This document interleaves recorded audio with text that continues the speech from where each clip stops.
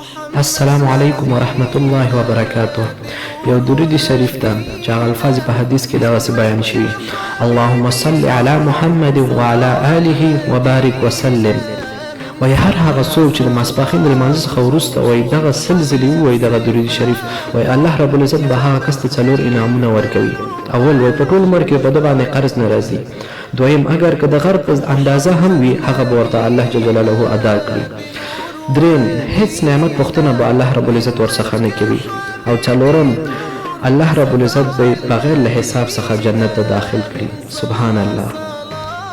الله رب العزت دې موږ ته دا توفیق راکړي چې د هر ظهر د لمانځه څخه وروسته دغه درود شریف اللهم صل علی محمد وعلى آله وبارک وسلم سل ځلې ووایو. او زه هم له تاسو څخه دغه هیله لرم چې دغه درود شریف در سره یاد کړئ او همیشه یې وایي.